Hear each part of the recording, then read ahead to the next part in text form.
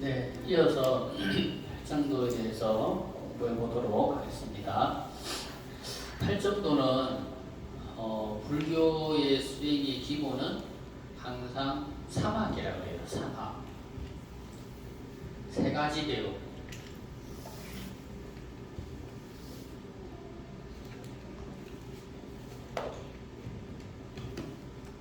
그러니까 이제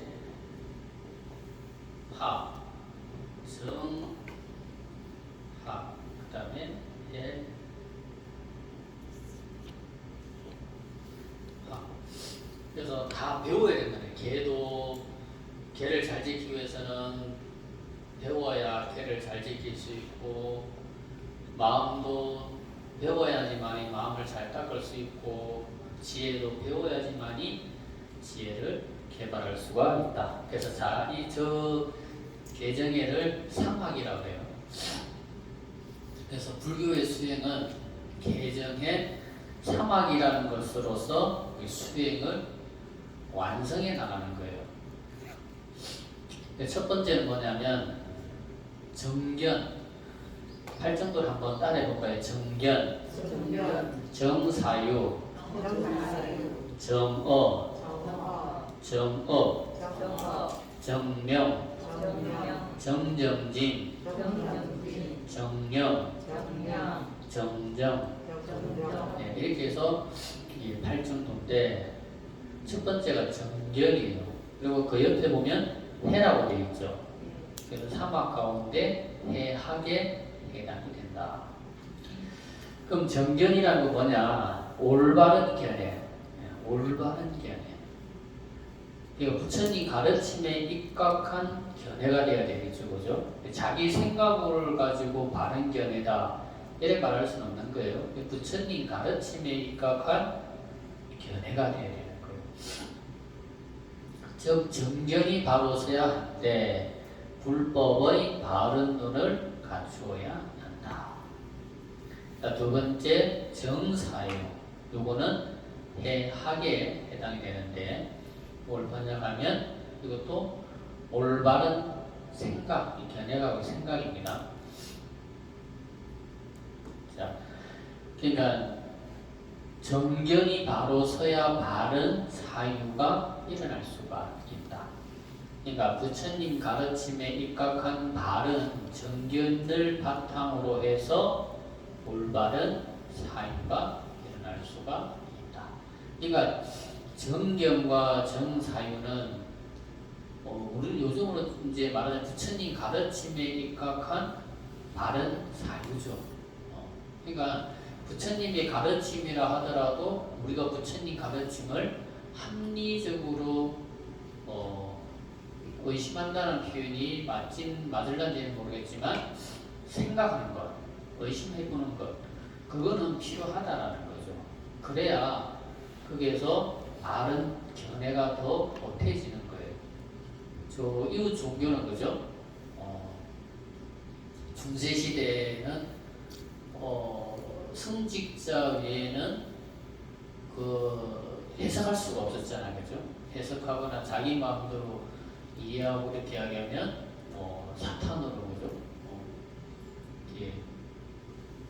그걸 당했죠, 그죠? 그렇듯이 이웃 종교에서는 올바른 합리적인 의식을 배제했지만 불교에서는 부처님의 가르침을 내가 보고 배우면서 늘 사유를 해야 되는 거예요. 늘 생각해 봐야 되는 거예요. 그러니까 생각을 하는 그 속에서 뭐가 생긴다? 지혜가 개발이 되는 거예요. 지혜가. 근데 부처님 가르침을 맹목적으로 배우고 잘못 배우면 바른 길로 인도해주는 도인을 만났을 경우는 관계없죠. 근데 바른 길로 인도해주는 사람을 만나지 못했을 경우는 어찌 돼요? 그 길이 바른 길이냐 그냥 따라가서 그냥 불구덩이에 떨어지는 거예요. 그러니까 우리가 부처님의 가르침에 절이라 그러면 뭡니까? 부처님을 모신 곳이 절인데 그러면 그 절의 기능을 하려면 뭡니까? 부처님 가르침이 있어야 되고 그 가르침을 바르게 인도해주는 스승이 있어야 되잖아요, 그죠? 스님이 계셔야 돼요. 그런데 그냥 그 무당집에 부처님 모셔놔도 그냥 그게 절이냐 그냥 가가지고 하는 사람들. 그런 사람들이 말하자면 뭐예요? 바른 정견이었고 또 바른 정사유가 없는 사람인 거지. 아니 뭐 무당집에 부처님 모셔놨다고 그게 도량이고 절이 될 수 없잖아요, 그죠? 그리고 부처님 그 사람들이 부처님 모셔놨다고 그 사람들이 하는 말이 다 부처님 가르침이라고 생각하면 큰 오산인 거죠. 그러니까 불자들이 잘못하는 무 가운데 그런 거를 바른 정견이었고 바르게 사유하는 생각이었기 때문에 그런 데 빠지는 거예요. 그런 무당제를 절인양 찾아가서 부처님 전에 시주하고 공양 올리는 거예요. 그거는 뭐다? 저번에 그 부처님 도리천에 올라왔을 때 부처님 만났던 두 천인이 있었다 그랬잖아요, 그죠? 인따까와 앙꾸라라고 하는 천인. 그 인따까라고 하는 천인이 말하자면 질문했잖아요. 부처님 저는 살아진 전에 이렇게 했는데 왜 앙꾸라 천인처럼 한번 그 스님께 공양 올린 공덕만 자기는 못하냐? 그게 부처님 뭐라 그랬어요? 올바르지 않은 데 무시하기 때문에 따라고 말했거든. 그러니까 올바른 곳이 아닌 곳에 무시하는 공덕은 사실 말하면 공덕이 없는 거예요. 그러니까 그런 걸 잘 생각하고 불자가 저를 찾아다녀야 되고 시주를 해도 시주를 해야 되고 봉사를 해도 봉사를 해야지 올바르지 않은 곳에 찾아가는 것은 잘못된 거다. 그리고 스님들이 스님들 중에도 보면 사주 보는 스님도 있고 침 놓는 스님도 있고 기치료한다라고 하는 스님들도 있고 그런데 그거는 여기서 팔정도에서 말하는 걸로 보면 정명이 아니에요. 정명. 부처님은 그런 걸로 생계 수단을 삼았으면 안 된다라고 했고요. 근데 스님이 사주 봐주고 그걸 전문적으로 막 해서 먹고 산다거나 스님이 침을 놔서 먹고 산다거나 스님이 기치료 한다고 해서 그건 스님이 아니에요. 정확하게 치면 부처님 가르침이 이 강에서 내가 생각을 하고 바르게 사유해야지만이 그런 우를 범하지 않는다. 그런 말씀을 드리고, 자, 세 번째 정어. 정어란 것은 올바른 사유, 즉 생각이 일어나면 바르고 고운 말씨를 사용하게 된다. 그러니까 정어라고 하는 것은 바른 말을 사용해야 된다는 거죠. 좋은 말을 사용해야 되는 거고 긍정적인 말을 사용해야 되는 거고 부처님 말씀에 위배되지 않는 말을 하는 게 정확하게 이야기하면 정어가 되겠죠.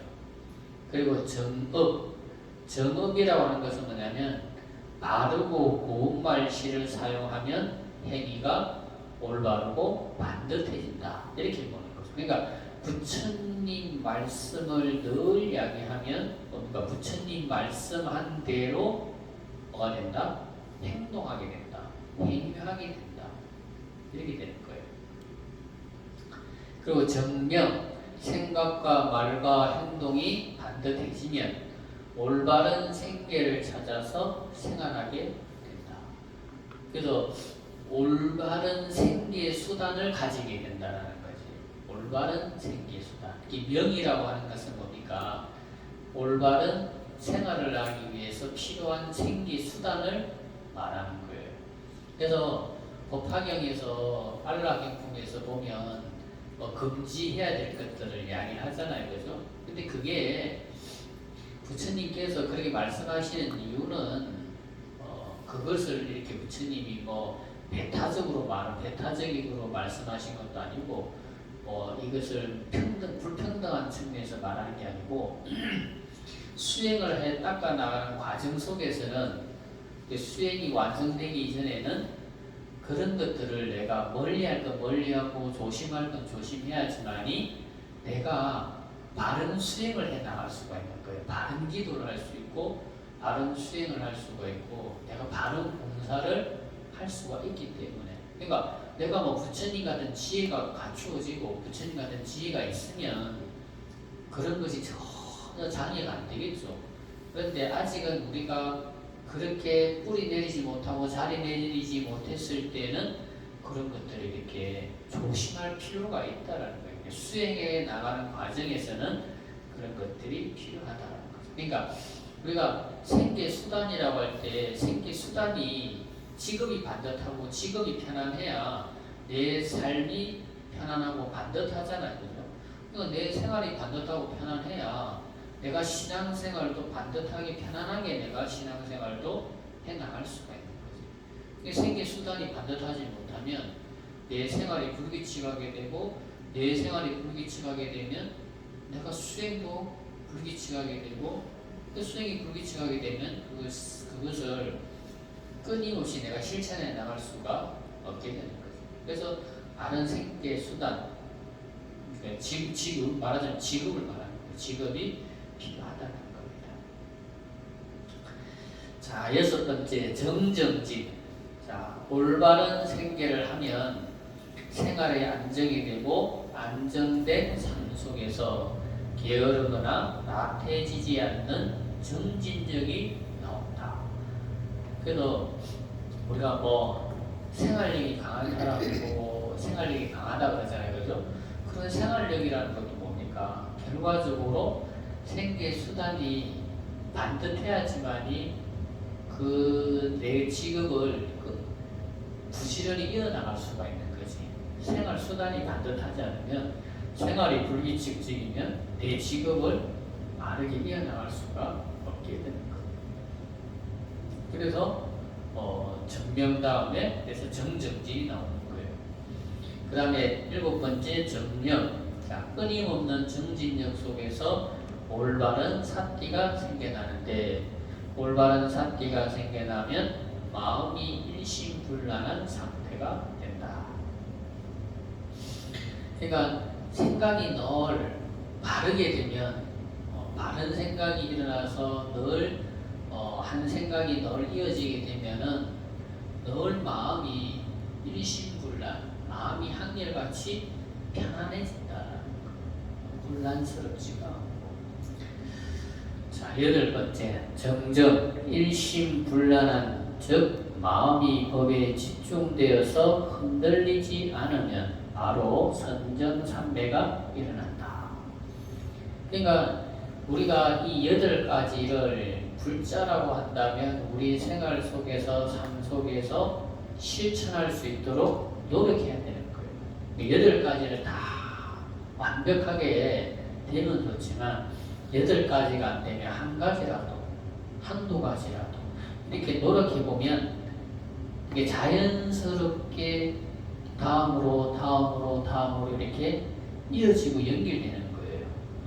그래서 내가 정결을 잘 갖추게 되면 바른 정사유가 되고 또 정사유가 되면 정어가 언어 생활이 바뀌는 거고 언어 생활이 바뀌면 행위가 반듯해지고 또 행위가 반듯하면 바른 생계수단을 가지게 되는 거고 바른 생계수단을 가지면 생활이 안정이 되는 거고 생활이 안정이 되면 그 바른 생활 속에서 바른 생각을 늘 유지할 수가 있고 그런 바른 생각이 늘 유지되면은 우리가 삼매 속에 들어갈 수가 있다.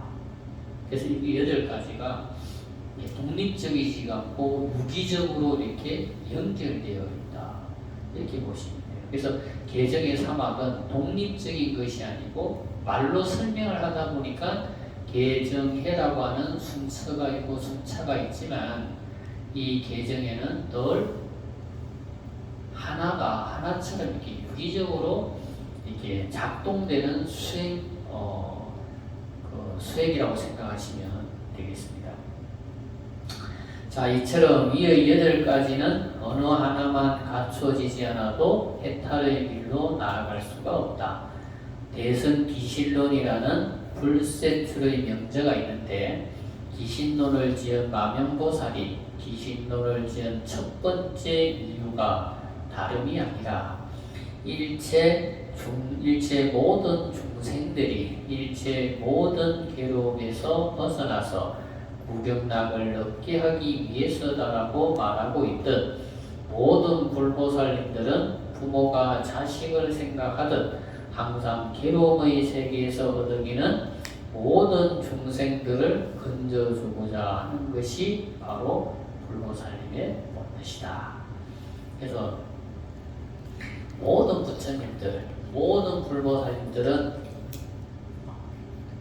모든 중생들이 괴로움에서 벗어나서 부처님과 같은 즐거움을 얻기를 바란다.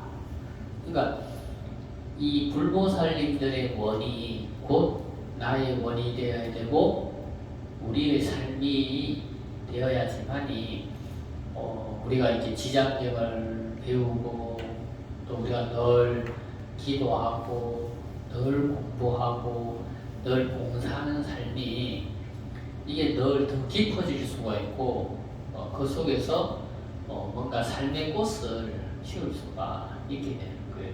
그러니까 내가 절에서 기도하고 공부하고 봉사하는 이 모든 것이 나의 행복을 위해서도 하는 것이지만 일체 중생을 행복을 위해서 하는 기도가 되어야 되고 또 공부가 되어야 되고 봉사가 되어야 되는 거예요. 그래서 내가 일체 중생을 생각하듯이 일체 중생이 나를 생각해주고 내가 일체 중생을 위해서 봉사하듯이 일체 중생도 나를 위한 보살행을 갖고 있다. 이런 믿음이 있어야 되는 거죠. 우리 여러분들이 이렇게 저나 여러분들이 함께 기도하고 공부하고 수행하는 것이 다 나를 위한 것 같지만 여러분들을 위하고 여러분들을 위한 것 같지만 또 저를 위하고 이렇게 그러니까 서로가 서로를 위하는 기도가 되고 공부가 되어야 되고 봉사가 되어야 이 기도 공부 봉사가 이게 뭐 모래처럼 서로 따로따로가 아니고 한 개 하나처럼 이렇게 뭔가 유대감을 가질 수가 있고요. 그러니까 늘 그런 마음으로 우리가 할 수 있도록 노력했으면 좀 좋다. 자, 원문에 보면 이제 부처님을 찬탄하신다라는 내용이 있거든요. 그 내용을 한번 살펴보겠습니다. 자, 여기에서는 부처님께서 말씀으로 찬탄하시는 것이 아니라 바로 다음에 나올 대광명과 상스러운 음성으로 찬탄하신다. 다음에 보면 광명 놓는 이야기, 또 찬탄하는 이야기, 이런 이야기들이 나오거든요. 그러니까 그것과 연결이 되어 있다는 거예요. 자, 찬탄이란 상대를 인정해주는 마음에서 나오는 것을 찬탄이라 할 수 있고, 상대를 인정해주는 마음 없이 상대의 관심을 사기 위해서 하는 말을 다른 말로는 아부라고 한다. 그러니까 찬탄과 아부의 차이는 단 하나예요. 상대를 인정해주는 마음에서 하면 그거는 칭찬이고 찬탄이고, 상대를 기만하면서 상대를 관심을 하기 위해서 하는 말은 그것은 아부라는 거죠. 딸랑딸랑, 그죠? 그래서 아부와 찬탄은 이제 상대방에 대한 이제 공경하는 마음이 있느냐, 그 차이를 가지고 나온다는 겁니다. 자, 요즘은 이것을 상대방을 기분 좋게 하는 말을 칭찬은 고래도 춤추게 한다라고들 한다. 아부가 되었든 칭찬이 되었든 상대방을 기분 좋게 하는 말이라는 측면에서는 같다고 할 수 있겠다. 부처님께서 하시는 찬탄이란 단순히 말로만 하시는 것이 아니라 몸과 말과 생각으로 온전히 상대방의 장점을 인정하시는 것이다. 자, 부처님께서는 남을 위해서만 수의 찬탄하신 것이 아니라 진정한 수의 찬탄은 자기 자신의 장점을 알아서 자기 자신을 제일 먼저 수의 찬탄할 줄 알아야 한다. 자기 자신의 마음은 지옥이요, 악이요, 축생의 마음인데 어떻게 남을 부처님처럼 수의 찬탄할 수 있겠는가? 되는가? 그러니까 남을 찬탄하기 이전에 자기가 자기 자신을 먼저 뭐 해야 된다? 수위 찬탄해야 된다는 거예요. 그러니까 자기가 우리는 살면서 남이 알아주는 맛으로 산다고 남이 날 알아주기를 바라면서 살잖아요. 그죠? 남이 집에서도 그죠? 집에 남편이 내 알아주는 마음으로 살고 자식이 내가 해주는 것을 알아주는 마음으로 우리는 다 살아가고 있어요. 그런데 그것도 중요하지만 이 남이 날 알아준다는 게 뭡니까? 칭찬이고 찬탄이잖아요. 근데 진짜 제일 중요한 거는 그게 아니라는 거예요. 진짜 제일 중요한 거는 자기가 자기 자신을 찬탄하는 거. 그러면 자기가 자기 장점을 알고 자기가 자기 스스로를 찬탄하는 거. 그게 진짜 중요하다는 거예요. 근데 우리는 이제 늘 망각하는 게 남이 알아주는 마음을 생각하는데 그게 아니고 내가 내 마음을 먼저 알아주고 내가 내 자신을 먼저 찬탄하고 그게 더 우선이 먼저 되어야 된다. 자, 자신의 마음이 지옥이면 세상은 지옥으로 보일 것이며 자신의 마음이 악이면 세상이 악의 다툼의 싸움터로 보일 것이며 자신의 마음이 축생이면 세상이 자기 자신만 알고 살아가는 세상으로만 보일 것이다. 자, 그러니 제일 먼저 항상 자기 자신을 수위 찬탄하는 것으로부터 시작해야 한다. 자기 자신의 마음이 행복해야 한다. 그래야 자신을 인정하고 수위 찬탄할 때 남도 있는 그대로의 장점을 찬탄할 수 있을 것이다. 성안내는 그 마음이 참다운 공양구요 부드러운 말만이 이면 향기로다.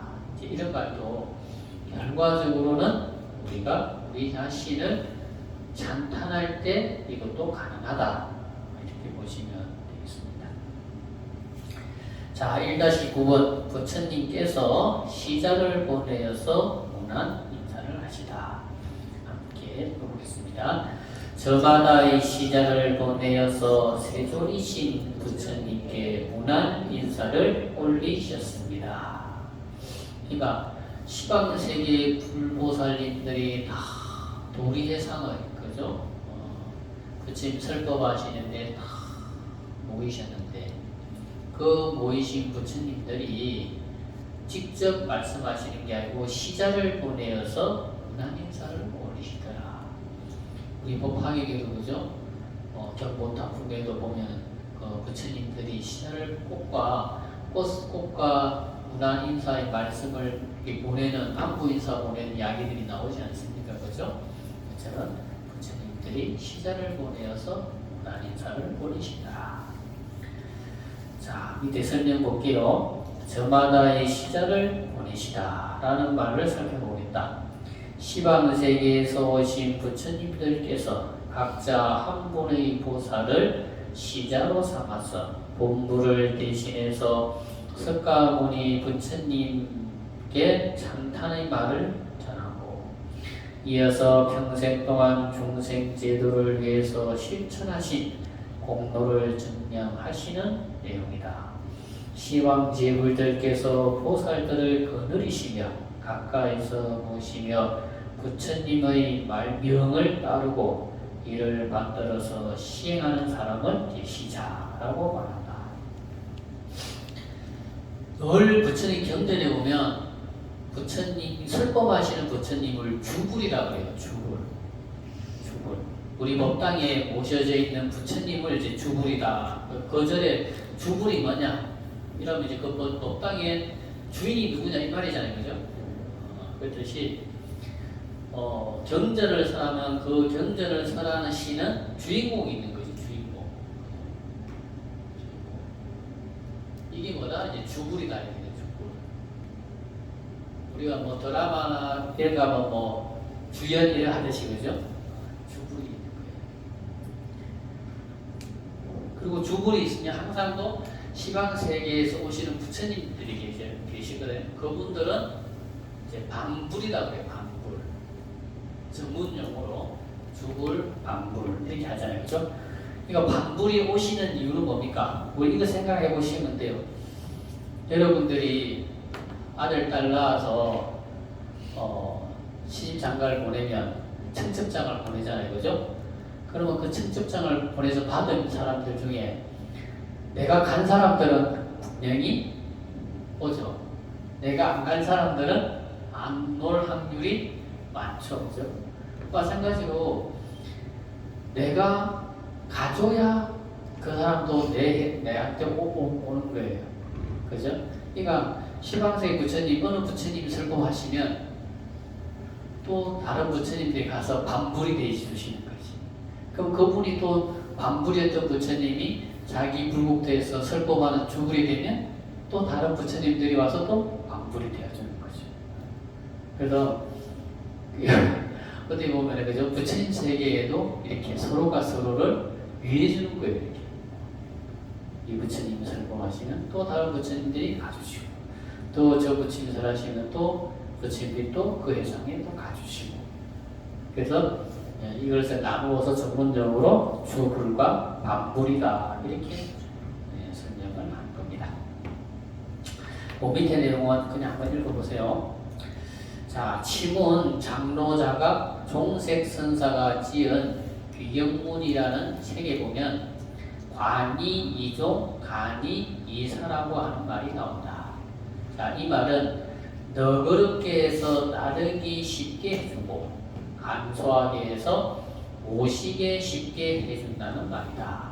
그러니까 이게 뭐냐면 관이 이종할 때 관이라고 하는 것은 마음을 이 윗사람이 마음을 넓게 해서 아랫사람들이 모시게 쉽게 해준다는 거지.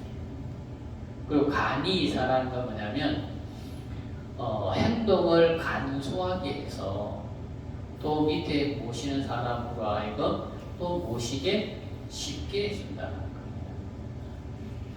그래서 마음을 너그럽게 하고 행동을 간소하게 하라. 그래야 밑에 사람들이 윗사람을 모시기가 쉽다는 거죠. 그러니까 이 말은 참 보면 부처님께서 부처님 출가하신 후 20년 동안은 이 A라는 스님이 시봉을 하기도 하고 B라고 하는 스님이 시작을 하기도 하고 많은 스님들이 이렇게 번갈아 가면서 시작을 하게 했는데 근데 부처님께서 그 시자들을 대하는 모습에서 보면 정말 여기서 말하는 것처럼 관이 이종하시고 간이 이사했다. 그러니까 마음을 그렇게 해서 관이 이종이라는 거 보니까 누가 잘못하는 걸 보면 보는 대로 말하는 사람들이 있어. 윗사람이라 해도 잘못하면 잘못한 대로 꼭 찍어서 말하는 사람이 있는가 하면 그것을 너그럽게 가지고 넘어가는 사람도 있어요. 또 행동을 간소하게 하라는 것은 이거는 뭐냐면 내가 누구네 하면서 밑에 사람들이 은근히 알아서 싹 이렇게 떠받쳐주고 받쳐주기를 바라면서 하는 분들이 있거든. 근데 그렇지 않고 행동을 필요 없는 행동이면 안 하는 거고 그런 행동을 간소하게 해주는 그러니까 말하자면 의전을 간소하게 해주는 거지. 그래야 밑에 사람들이 윗사람을 모시기가 쉬운 거죠. 그와 같이 부처님 항상 시자들을 이런 마음으로 시자들을 대하신 거예요. 그러니까 부처님 시봉을 하기가 힘들지 않고 편안한 거죠. 자, 이어서 그래서 사람을 너그럽게 대해주고 간소하고 검소하게 해줘야 한다. 그래야 시봉하면서 모시는 사람이 힘들이지 않고 편안하게 모실 수가 있는 것이며 이하는 반대로 아주 까다롭고 호화로운 시봉을 받으려고 하면 모시는 사람들이 힘들어서 지치고 말 것이다. 자, 이것은 비단 절직뿐만 아니라 속가에서도 마찬가지가 아닐까 생각해 본다. 부모가 선생님이나 바로 위의 상관이나 선배 등이 아랫사람에게 장로자각 송색선사의 기경문에서 말했듯이 너그럽게 해주어야 따르기 쉽고 간소하게 해주어야 모시기 쉽다라는 말처럼 아래 사람을 대해야 많은 사람들이 자신을 모시려고 할 것이다. 자, 이어서 세존이라는 말이 무슨 뜻인지 살펴보도록 하겠다. 이게 원문에서 보는 거죠. 시자를 보내어서 세존이신 부처님께 이랬단 말이에요. 그러니까 이제 세존이라는 말이 대체 무슨 의미를 가지고 있는지 한번 살펴보자는 겁니다. 자, 여기서 세존이란 3개, 욕계, 색계, 무색계 참 많이 나옵니다. 잘 기억해 주세요. 자, 그러니까 욕 3계에서 가장 높은 칭호다. 그러니까 욕계, 색계, 무색계에서 가장 높은 칭호가 바로 뭐다? 세존이다. 그러니까 세라고 하는 말에 세라고 하는 것은 욕계, 색계, 무색계를 통틀어서 세라고 한다는 거지. 세. 그러니까 존이라고 하는 뭡니까? 가장 높은 분을 존귀한 분 이렇게 이야기하잖아요. 그러니까 존이라고 하는 것은 가장 존귀한 분. 그러니까 욕계, 색계, 무색계에서 가장 존귀하신 분이다. 이런 뜻이에요. 그래서 세간과 출세간에서 오직 부처님에게만 사용할 수 있는 칭호이고 가장 높다는 뜻이다. 지금 현재 여기서 세존이신 부처님을 칭찬한 것이지만 사실은 앞으로 부처님께서 설하실 지장경의 주인공인 지장보살님을 동시에 칭찬하고 있는 것이다. 이것은 숨은 뜻이라고 할 수 있겠다. 이 말은 뭐냐? 지장경을 설하시는 세존이신 부처님이 욕계, 색계에서 욕계, 색계, 무색계에서 가장 존귀한 분이라고 한다면 그 존귀한 분이 찬탄하는 지장보살님은 뭐가 되는 거예요? 말할 것도 없다. 이런 뜻이 담겨 있다는 거지. 그렇죠? 자, 부처님에게는 열의 식포라고 해서 부처님에게는 10가지의 이름이 있는데 열애란 진리를 깨달은 사람이라는 뜻이며 또 다른 말로는 진리의 모습 그대로 이 사바세계에 오시어서 중생들의 근기에 맞추어서 제도하신다는 뜻을 가지고 있다. 자, 첫 번째, 열애라고 할 때 열애는 이걸 뭐라고 그러냐면 모든 부처님을 기본적으로 열애라고 해요. 열애. 모든 부처님은 기본적으로 열애라고 하는데 그 열애라고 하는 말 속에 몇 가지의 뜻이 있다? 10가지의 뜻이 있다. 그러면 세존이라고 하는 것은 그 10가지 뜻 중에 하나를 가지고 통칭하는 건데 그 중에서도 가장 3계에서 가장 높다라고 하는 세존이라고 하는 이름을 가지고 부처님을 찬탄한다는 거죠. 자, 첫 번째 이제 응공이란 인간계와 천상계의 모든 중생들에게 마땅히 존경과供養을 받을 만한 덕을 갖추고 있다는 뜻이다. 그러니까 응공이라는 말은 다른 말로 뭐라고 하냐면 마땅히供養 받으실 만한 분. 그러니까 중생들의供養을 마땅히 받을 수 있는 분 이런 뜻이에요. 그러니까 욕계, 색계, 무색계 모든 중생들에게 마땅히供養을 받을 수 있는 분이다. 두 번째, 정변지. 자, 정변지란 바르게 두루 아신다는 뜻이다. 다르게 보면 이제 이것은 정지, 변지라고 할 수 있는데 정변지는 정지, 변지를 합쳐서 정변지다 이렇게 이야기한다는 거예요. 자, 정지란 바르게 안다는 뜻이니 우리 중생들은 알기는 아는데 모두가 과거의 경험을 통해서 정보를 통해서 지식을 통해서 학문을 통해서만 안다. 아까 색수상 행식에서 이야기를 했잖아요, 그죠? 그러니까 우리 정보가 없으면 경험된 정보나 분석된 정보가 없으면 알 수가 없는 거예요. 그러니까 배우지 않고 알지 못하면 모르는 거예요. 근데 하지만 이것의 문제는 과거의 경험이, 정보가, 지식이, 그리고 학문적 성과가 아무런 오류가 없다고 할 수가 없기 때문이다. 우리 과거의 경험이 현재 적용이 안 되는 경우가 너무 많아요. 그러니까 옛날에는 농촌 사회에서는 나이 많으신 분들이 그 동네에서 존경을 받았고 어른 대접을 받았어요. 이유가 뭐예요? 과거의 경험이 현재에도 적용이 됐잖아. 농촌 사회에서는 그렇잖아요. 과거의 경험이 있어서 어른들이 야 지금 이때쯤이면 날씨가 어떻다. 지금 이때쯤 뭘 심어야 된다. 과거의 경험이 정확해요. 근데 현대화된 지금 와서는 그 과거의 경험이라는 것이 아무런 쓸모가 없어져 버렸어요. 왜? 농사 안 지니까. 그리고 과거의 경험이 지금 현대 도시화된 삶에서도 과거의 경험이 아무런 쓸모 없어지는 게 세상이 너무 빨리 변하네. 너무 빨리 변해버려요. 그리고 또 그 정보가 너무 빨리빨리 또 변해버려요. 그러니까 과거의 경험만 가지고 내가 잘 아는데 이렇게 말할 수가 없는 세상이 되어버린 거예요. 그죠? 자, 그래서 학문적 성과를 이룬 사람이라고 하더라도 이해관계에 얽혀버리면 시비가 전도되고, 감정이 얽혀버리면 전도된 시비가 다시 전도되고 해서 영원히 미루에 빠져버리고 만다.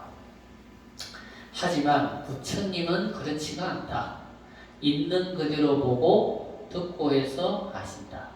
부처님은 진리에 입각해서 보시지 경험, 정보, 지식, 학문을 통해서 보고 듣고 하지 않기 때문에 바르게 아시는 것이다. 부처님은 모든 현상을 있는 그대로 봐요. 그 있는 그대로 보는데 원인과 결과라고 하는 연기적인 법칙에 의해서 딱 보기 때문에 그 지금 나타나는 현상을 설명하는데 한치의 틀림이 없이 설명할 수가 있는 거예요. 그런데 우리는 아까도 말한 것처럼 과거의 경험이나 지식이나 정보를 가지고 현재를 이해하려고 하니까 오류가 생긴다는 거예요. 그래서 요즘은 어중간한 학자보다 AI가 더 나은 거예요. 어줍잖은 사람보다. AI는 모든 데이터를 다 종합하고 수집해가지고 가장 지금 현재 맞는 데이터를 보여주니까 제일 AI가 더 나을 수가 있는 거예요. 근데 부처님은 아까도 말씀드린 것처럼 지금 현상을 있는 그대로 보고 그것을 인과론적으로 연기론적으로 완벽하게 선후를 알고 말씀하실 수가 있는 거예요. 자, 이어서 변제란 두루 다 아신다는 뜻으로 우리의 알미란 일정 경계를 넘었으면 알 수가 없다. 우리 지식 수준이라는 것은 일정 경계를 넘어가면 모른다는 거예요. 보자 도덕경에 보면 그런 표현이 있어요. 너무 큰 소리도 사람이 알아들을 수 없고 너무 작은 소리도 사람이 알아들을 수가 없대요. 인간에게 주파수, 우리의 귀가 들을 수 있는 주파수의 영역대가 한정되어 있다는 거지. 그러니까 이 주파수 영역대에서 너무 낮으면 모르는 거예요. 무슨 소리인지. 그리고 이거가 더 높으면 또 못 알아듣는다는 거죠. 우리 눈으로 볼 수 있는 경계도 마찬가지잖아요. 우리 눈으로 볼 수 있는 경계도 이렇게 봐도 앞에 눈에 종이 한 장 딱 갖다 대면 못 봐요. 그죠? 이 공간이 이만큼 공간이 있으니까 이만큼 안에서 우리가 볼 수 있지 저 문 너머의 어떤 경계나 세계를 볼 수 없어요. 그러니까 우리 알고 아는 지식이 한계가 있다는 거지. 근데 부처님보다 그것이 시간과 공간에 초월해서 알기 때문에 그래서 뭐라 한다? 변지라는 거예요. 변지. 그래서 두루할 변자를 써서 변지다 이렇게 한 거야. 자, 변지란 두루 다 아신다는 뜻으로 우리의 알미란 일정 경계를 넘었으면 알 수가 없다. 하지만 부처님께서는 삼기에서 모두 일어나는 일을 아신다. 이것이 기독교에서 말하는 바로 전지전능에 해당한다. 기독교의 하느님은 욕계에 대해서만 전지전능하지만 부처님께서는 욕계, 색계, 무색계에 대해서 모두 전지전능하신 분이다. 이것은 기독교를 비하하는 것이 아니라 기독교 성경이나 목사님 말 좀 들어봐도 색계나 무색계가 있는지 모르고 말하기 때문이다. 그러니까 기독교에서 말하는 하느님은 욕계 하느님이에요. 그리고 기독교에서 말하는 천당은 욕계에서 말하는 하는 천당이지 색계나 무색계의 경계에서 말하는 게 아니에요. 그러니까 색계나 무색계에 대해서는 전혀 모른다는 거예요. 그 뒤에 가면 이제 하늘에 대해서 하나하나 설명하는데 여러분들 그걸 읽어보면 아 정말 그렇구나라고 아마 생각할 거예요. 자, 세 번째, 명행족의 명이란 맑은 지혜를 말하고 행이란 실천을 말하며 족이란 갖추었다는 뜻이다. 그러니까 부처님 뭐다? 맑음과 실천. 이게 뭐예요? 뒤가 뭐지만 지혜기치라는 거예요. 부처님 아는 것과 실천이 똑같다는 거지. 그래서 대지도론에서는 삼명과 상업을 두루 갖추었다라고 한다. 삼명이란 천안통과 숙명통, 누진통을 말하고 삼업은 신구의 삼업을 다 갖추었다는 뜻이다. 다섯 번째, 선설한 잘 가셨다는 말이다. 이것은 저 생사의 바다를 잘 건너가신 분이라는 뜻이며 다시는 생사의 윤회에 빠져서 육토윤회를 하시지 않는다는 말이다. 이 선설한 말은 이제 이 선설한 말과 같은 비슷한 말이 아닌데 혹시 아시는 분이 있으실란가 봅니다. 전에 몇 년 전에 김수환 추기경 죽었을 때 뭐라고 표현했어요? 우리가 일반적으로 사람 죽으면 뭐랍니까? 돌아가셨다. 그죠? 또 좀 낮춰서 깨팔로 갔다 그러기도 하고 또 땅콩팔로 갔다 그러기도 하고 그런 말 쓰잖아요. 그죠? 그 이제 돌아가셨다라는 거예요. 가장 낮은 말이에요. 죽었다 이런 표현. 근데 그 중에 좀 높은 표현이 있는데 김수환 추기경 죽었을 때 신문 일면에 뭐라고 썼는지 혹시 기억나세요? 네? 네, 맞아요. 선종이라고 썼어요. 선종. 부처님은 선서라고 했는데 여기는 그 선은 선종. 그러니까 종이라는 것은 뭡니까? 그러니까 이 선종이라는 말 속에서도 기독교의 사상이 들어가 있어요. 무슨 사상이 들어가 있냐? 거기에서는 육도윤회를 부정하잖아요. 그죠? 교리적으로. 한 번 죽으면 땡이다. 한 번 죽어서 지옥에 영생하든지 그거는 영생이잖아요. 그죠? 영생. 이 영생이라는 말은 한 번 태어나면 땡이라는 거잖아요. 그죠? 영원하다는 거잖아요. 그러면 이건 뭐예요? 지옥도 영생. 지옥 한 번 가면 땡이에요. 지옥 한 번 가면 하나님이 뭐고 아무도 못 구해줘. 지옥 가면 땡. 그러니까 지옥도 영생. 제 천상도 영생. 이렇게 하는 거예요. 이게 뭐예요? 한 번 죽으면 땡이라는 뜻으로 마치 종자를 쓴 거예요. 그러니까 뭐다? 좋은 표현으로 아주 잘 돌아가셨다 이 말인 거지. 근데 부처님은 선서라. 같다라는 말은 뭐예요? 다시 올 수 있다는 말이잖아요. 그죠? 그러니까 부처님은 다시 중생 구제하기 위해서 다른 이름으로, 다른 모습으로 또 올 수가 있는 거예요. 그러니까 그 말은 뭐예요? 육도 윤회의 중생들을 구제하기 위해서는 한 번 가면 땡이면 어떻게 돼요? 한 번 가서 땡이면 여러분들 다 버리고 가는 거잖아요. 그죠? 근데 부처님 뭐예요? 다시 인연이 되면 다른 이름으로, 다른 모습으로 우리들을 구원하기 위해서 오는 거예요. 그러니까 뭐예요? 그러니까 지장보살님은 또 부탁을 한 거잖아요. 내가 죽고 난 다음에 우불시대가 되면 지장보살님이 또 중생들을 구원해달라. 이래 되는 거예요. 천주교 다니는 보살님이 있는데, 그 천주보살님 잘 아시는 보살님인데, 한번 동화사에 있을 때 한번 왔어요. 그 보살님. 그래서 한 번씩 1년에 한 몇 번씩 이철에 한 번씩 놀러 오시거든요. 그 보살님 왔을 때 제가 그 이야기를 했어요. 옛날에 중국 당나라 말기에 당나라 중기에 조주 스님이라는 분이 계셨어요. 근데 이 조주 스님이 기록에 120살을 나셨대요. 기록에. 그리고 이분이 이제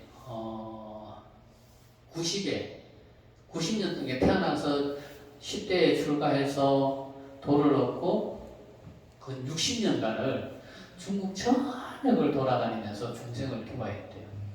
그래서 나이 90이 돼가지고 조주라고 하는 지방에 오셔가지고 조주 관음원이라고 하는 조그마한 우리 뭐 법계사만한 조그마한 절을 하나 짓고 사신 거예요. 근데 이제 그 스님이 특이한 게 그 나라에서 고관 대작들이 오면 저랑 저랑가 보다. 가면 잘 가. 그러고 땡기고. 그래요. 대접이 별로 고관 대작들이 오면 대접을 별로 이렇게 잘 안 해줘요. 말도 풍량하게 하고. 그런데 그 동네 사는 이제 말하자면 말하자면 그 행정구역에 말하자면 면에 일하는 직원이나 군에서 일하는 직원 같은 사람들이 오면 나가서 왔다 그러고 차 한 잔도 주고 말도 참 잘해주시고 갈 땐 또 잘 가라 그러고 그렇게 이야기해요. 그러니까 제자가 보니까 좀 반대로 하시는 것 같잖아.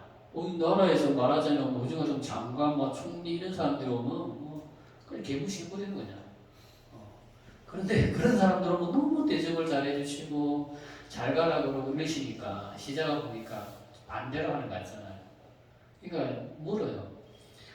아니 스님 그 나라의 고관 대작들 올 때는 너무 투명히 하시고 지방 아전이 왔을 때는 이렇게 영성하게 대접을 항상 그렇게 하시는데 왜 그랬습니까? 그러니까 저 고관 대작들은 나의 명성이 있기 때문에 그 사람들 나의 명성 보고 온 거고 또 그 사람들 나한테 내가 설령 그래 한다 하더라도 그 사람들 내 명성이 중국 전역에 원체 크니까 나한테 함부로 할 수 없다라는 거예요. 그런데 지방 아전은 내가 얼마나 유명한지 모르기 때문에 해코지를 해도 저 사람들이 하는 거지 나한테 해코지를 해도 저 사람들이 하는 거지 저 사람들이 하는 게 아니라는 거예요. 그 말이 맞잖아요. 그렇잖아요. 해코지를 해도 아는 가까운 사람이 나한테 손해를 주지 저 멀리 있는 사람이 나한테 손해줄 일이 없거든. 근데 어느 날 그 지역에 엄청 잘 사는 졸부가 부자가 한 명이 찾아왔어요. 그 스님한테. 그러니까 이제 잘 사니까 이제 스님한테 와서 유명하다 그러니까 원체 유명하니까 찾아와서 좀 이제 말을 하자면 좀 이제 잘난 척 하러 온 거지. 그래서 이제 오니까 스님이 참는 들었는데 그 사람이 차 한 잔 탁 마시고 이렇게 이야기해요. 스님, 제가 죽으면 어디에 갈 것 같습니까? 그러니까 스님이 탁 하신 말씀. 자네는 죽으면 지옥 가지. 자네는 죽으면 지옥 가지. 이러거든. 그러니까 그 부자가 깜짝 놀라잖아요. 그러니까 또 스님한테 물어요. 그러면 제가 죽어서 지옥 가는 거는 그렇다 치더라도 큰 스님은 돌아가시면 어디 가십니까? 그러니까 나도 지옥 가지. 그러니까 나도 지옥 가지. 이래요. 그러니까 그 부자가 아니 저 같은 놈이야 죽어서 지옥 가는 건 당연하다 손 치더라도 큰 스님이 죽어서 지옥 가는 거는 뭐 때문에 그렇습니까? 그러니까 큰 스님 말씀이 이 사람은 내가 지옥 가야 자네 지옥에서 구원해 주지. 이렇게 이야기하시거든. 이 사람은 내가 가야 자네 지옥에서 건져주지 누가 자네 지옥에서 건져주겠는가? 이 사람 그래서 감복을 받는 거예요. 그래가지고 그 이제 조세습 살아계시는 동안 이 사람이 모든 이제 경제적인 후원을 다 해줬대요. 그래서 내가 그 보살한테 이야기를 해주니까 그 보살님이 뭐라고 하냐면 제가 뭐라고 말씀은 못 드려도 이 말씀이 너무 가슴 와닿는다고. 그쪽에는 한 번 가면 땡이잖아. 하나님이고 뭐고 지옥 가면 땡인데 뭐. 아니 그 지옥 저기서는 하나님이고 뭐고 지옥 간 사람 못 구해주거든요. 그런데 지상보살님 그런 사람 다 건져주신대잖아. 뭐 기독교쟁이든 천주교 다니는 사람이든 뭐 절에 다니다가 변심한 불자든 뭐 다 구원해 주신대잖아. 그거 어디가 좋겠어? 안 그래요. 어디가 좋겠어요? 그 천주교 가서 믿는 게 낫겠어요? 기독교 가서 믿는 게 낫겠어요? 누가 들어도 불교가 낫잖아. 다시 가면 다시 건져줄 사람이 있고, 아니 내가 지옥 가면 같이 지옥 와가지고 건져주신 분이 계시잖아요. 그렇잖아. 그래서 그것을 감동을 받아가지고 내가 1년에 몇 번씩 오시고 꼭 내가 필요한 게 있으면 꼭 또 선물로 꼭 사가지고 오시고 꼭 그래요. 그렇듯이 이 부처님의 가르침이라고 하는 게 이렇게 광대무변한 거예요. 어느 누가 그죠? 지옥 그 무슨 지옥을 자네 죽으면 지옥까지 스님 어디 가시는데요? 나도 지옥까지. 내가 지옥까지 자네 구원해 지옥에서 건져주지 누가 건져주겠는가? 이래 말할 수 있는 종교가 도대체 어디 있겠어요? 그게 바로 불교밖에 없는 거예요. 그렇기 때문에 김수환 추기경처럼 선종이 아니고 땡이 아니고 한 번 가면 땡이 아니고 선서라. 갔다라는 건 다시 온다는 말도 있는 말이거든요. 네.